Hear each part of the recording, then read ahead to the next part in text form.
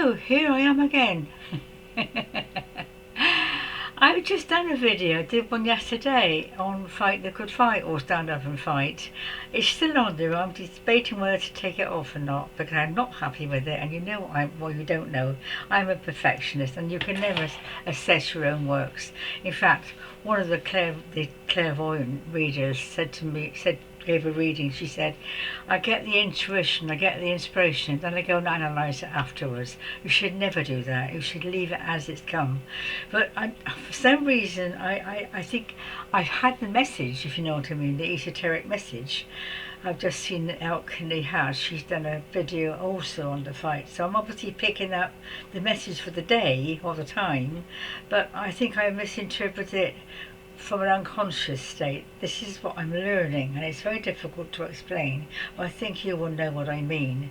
That I've done the video from a very personal point of view, which in itself is not bad, but I think I'm meant to be coming from a different place now. I don't know.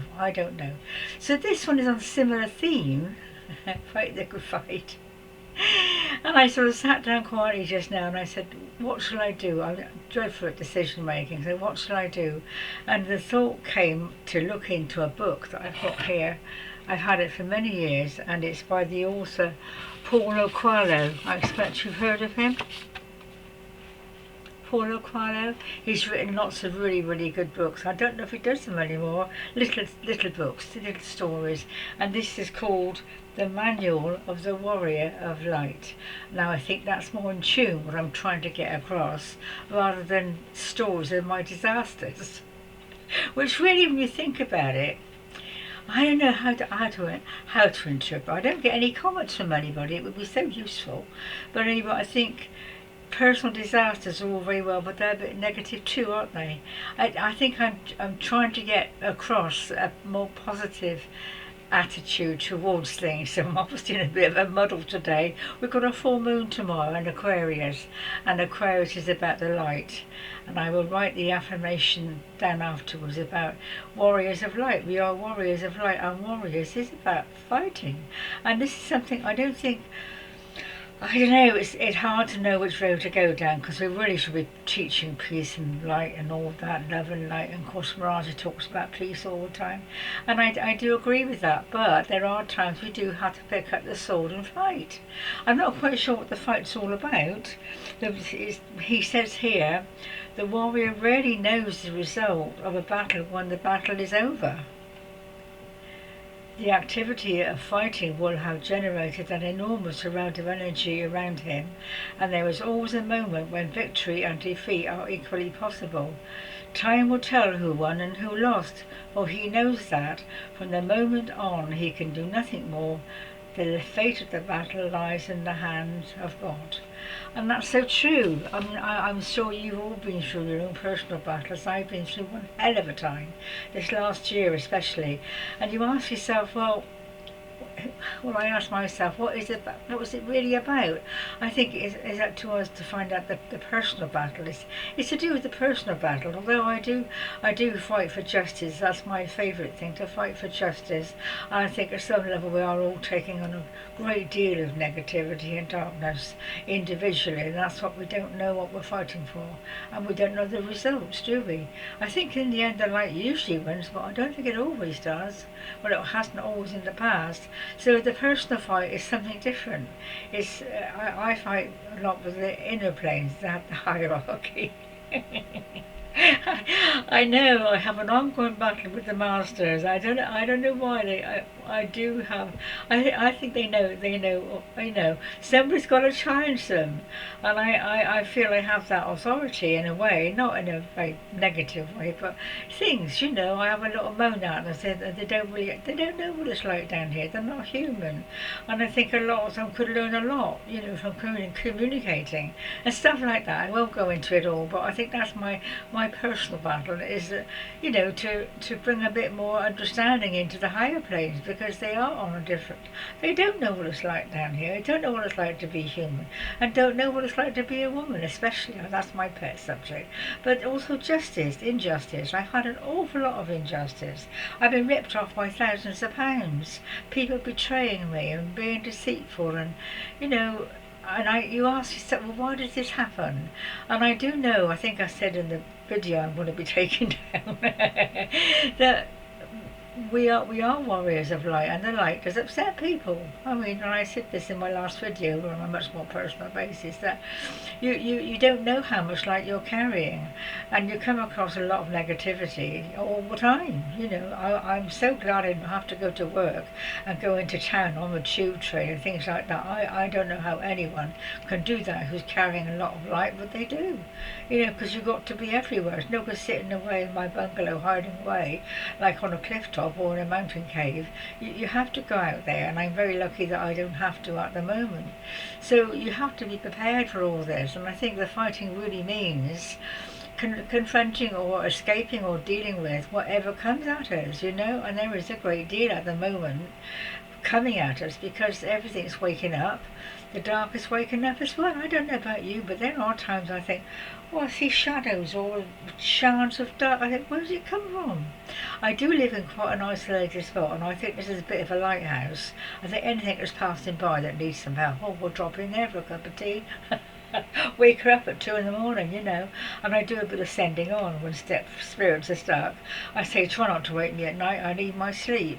It doesn't happen a lot, but I do get occasions when I think, oh no, here they are again, they want help. And I shouldn't think that, I should want to help, but I think we have to draw the line somewhere.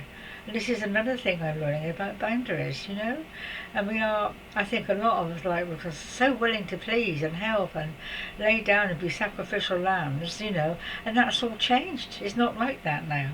We don't have to turn the other cheek, we have to fight for our integrity and our truth and stand up for what we believe in. Not to let people step on us and over persecute us and, try to persuade us. And the whole thing, have you read the Celestine Prophecy?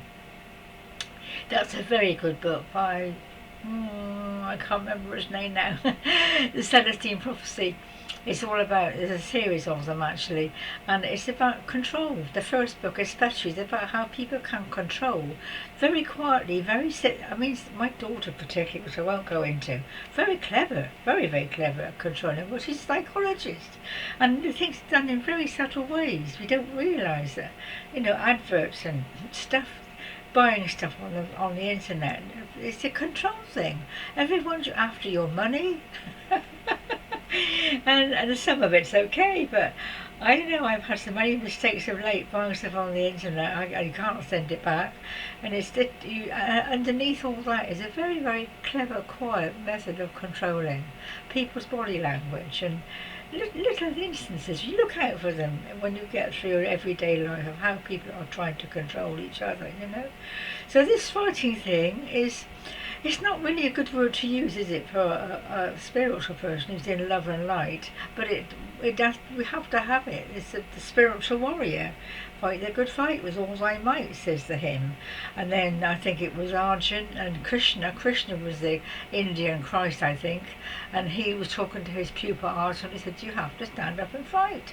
I think it's more about fighting, again, for your individual integrity and self-preservation. I think a lot of us are too easy to give in, too easy to do what people want us to do and to be liked and all that business. I think we're really having a battle, and especially as old warriors. I mean, I'm ancient, absolutely ancient, to go back thousands of years. In fact, I must stop doing that. I sidetrack. I say one thing and I go off to another. I think the older the warrior, the more conditions you have to challenge. I mean, I've been a nun, I've been this, I've been, we've tried all religions and all belief systems. We've tried it all. So it's like sifting and sorting now as to which is the real one you want to follow. And of course they all make sense. I think, I was going to read that out as well. The bit in here about experience, and I don't know, I've got it in here. Oh yeah. A warrior of light does not rely on his strength alone, makes use of his opponent's energy too. He said, as the light fight progresses, he discovers that enthusiasm and training are not enough. It's what counts as experience, and that's one thing I do have. I watch all these young things on the internet, and I think they're all lovely. They have beautiful teeth and long hair, and they're so young and they're skinny. Aren't they lucky? Well, of course they're lucky because they've come in on a light that people my age have generated. We forged a pathway through the darkness. Dolores Cannon talks about this. The waivers, the three waves of people that came in. I was one of the first waves, back in the 1940s. Then you've got second and third wave. The first waves had the hardest task of all. We had to forge our way through absolute sticky blackness, and all those that are coming along behind with all their white teeth and curly hair. Yes, I am jealous. It's good to feel jealous sometimes. You know, they're coming up with all this, they have all this knowledge and conversations with the masters, and they're flying around and graphics, and it's wonderful. But who's paved the way? You know, we had a lot of fighting to do to get to this point, and it's exhausting. I'm quite exhausted, to be honest. I've had enough. So my little sword, it still works, but I'd rather lay it down for a while. So keep up the good fight, dear ones. Keep up the good fight, and if you can get a copy of that, is Warrior of Light. It's just sayings, actually. It's not a story. It's not kind of a warrior of light is never indifferent to injustice, and that's my special thing. I had a man friend, as you may have heard about this man friend, in a care home, and I was treated appallingly because they thought I wasn't who I was. I was a significant other, but they thought I was somebody else, and the family didn't want me and all that stuff. So injustice, I've had a lot of injustice, and injustice for others too, you know. I mean, I was fighting a fight for him because he did not tell you our truth in care homes, but that's another story. So I'm going to go now, dear ones, and wear my gold. You know, I've had this, I think it's cobalt. I've had it for 40 years. I have never worn it. I bought it on a market stall. So I don't know why. I usually wear silver. I'm a silver person. I don't like gold, although this is not real gold. But I know I'm rather silver. Isn't that strange? There's a significant reason for that. An esoteric reason. I'll tell you one day. So I've just got that on. Just felt right to wear it today. So there we go. Enjoy the full moon. Always going to put down the full moon. I've got sayings here with the full moon. I've got a chart with it all on. Get it from the Lucy's Trust. Aquarius, water of life am I, poured forth by thirsty men, women. So that means we're all light with which we are pouring forth in our own individual ways to assist the planet and others. Bless you all, dear ones. God bless.